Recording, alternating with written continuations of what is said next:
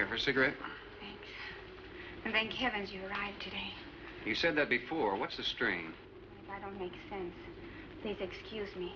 But it seems like everything is coming to a head at once. Oh? I want to leave, but I want my father to go with me. Well, then, why doesn't he? We've discussed it many times, but he's adamant. I'm sure Jerry has a lot to do with this decision. He tried to convince me that the crisis will only last for a few... Wow. This is certainly a cozy little scene. Might even be called intimate. Boy meets girl. Stop it, Jerry. That remark is uncalled for. What I do or have to say does not concern you. I can't disagree with you more, my dear. I'm concerned with everything you do, and I intend to keep it that way. Now, in my book, an engagement isn't a casual thing. In my book, it isn't either. And last night ended ours.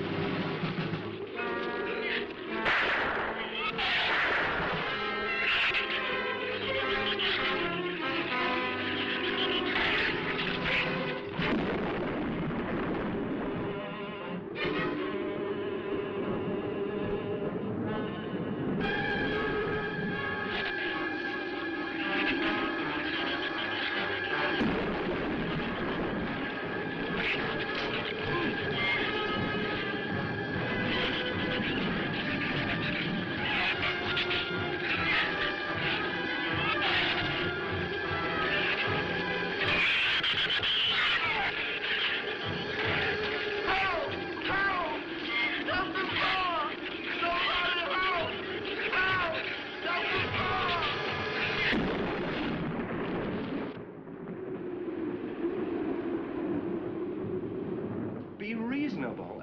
Everybody in the world is scared to death of something. That's evident. When they came at us last night, you knocked me down getting inside the fence. It's just that I can't stand them. And I've discovered something I can't stand. All right.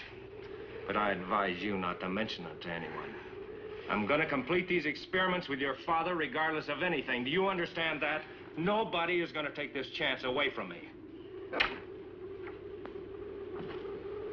That's Captain Sherman. Checking the weather. I'll get him. Captain, time for dinner.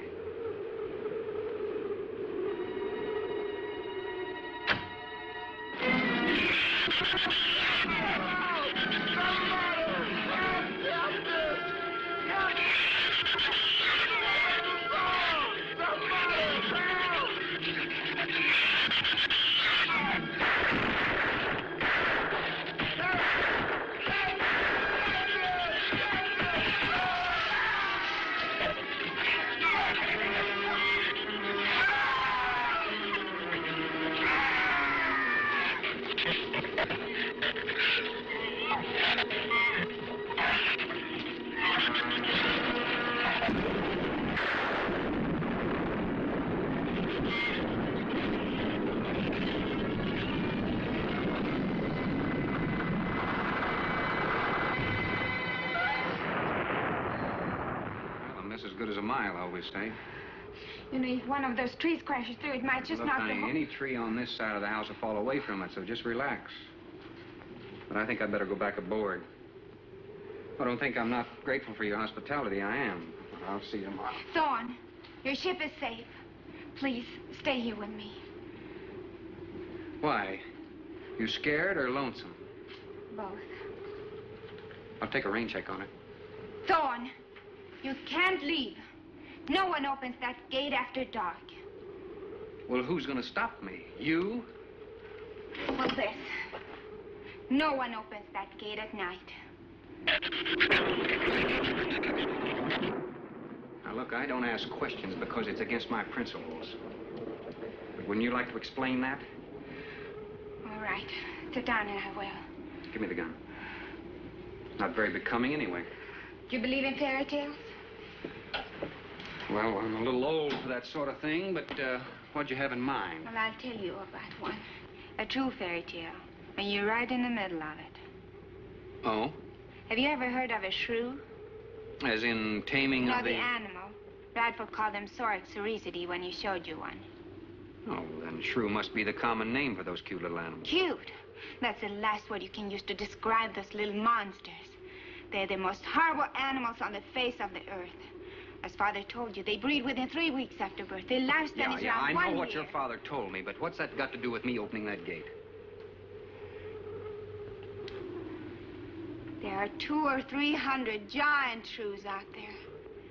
Monsters weighing between 50 and 100 pounds. 50 to 100. Wait a minute, you must be kidding. I'm definitely not kidding. That's as big as a full-grown wolf. And what's more, they are beginning to starve. No wonder you didn't want me to go out there. Thanks for saving my skin. Well, I'm sorry I had to threaten you with a gun. But I didn't know how else to stop you. Oh, it was very effective. But all you had to do was tell me about them. Well, I hoped I wouldn't have to. But you changed everything when you started to leave. And I had to stop you some way. You say there's 200 or 300 out there? Anne.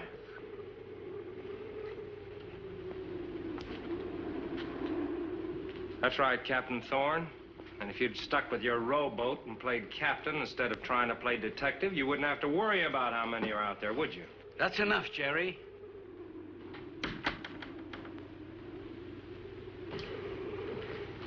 What's wrong, Anne? Well, Thorne decided to leave. To dissuade him, I started to tell him about the shoes. You might as well know the whole story as half of it.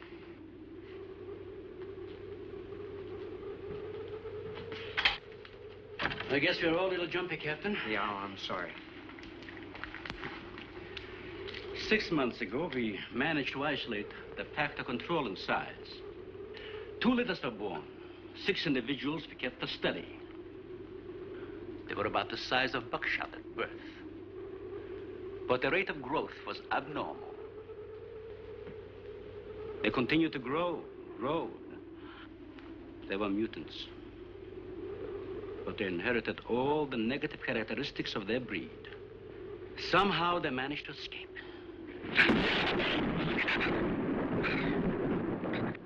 But a month later, we saw one of their offspring. They were multiplying.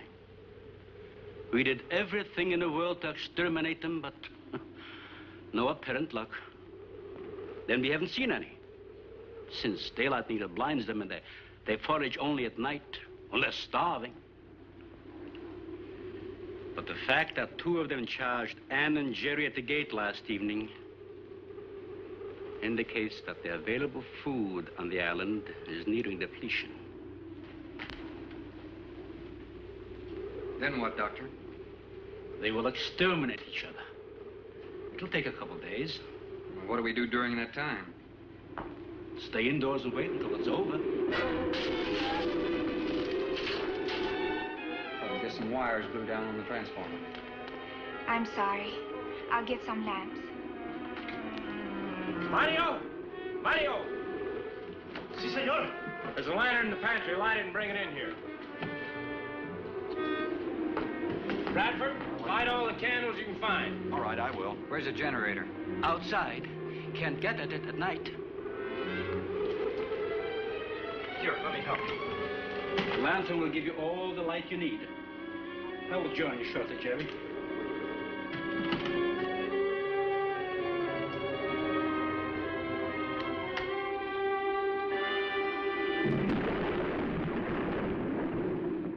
Well, Jerry, I felt she was sincere and made sense from her standpoint.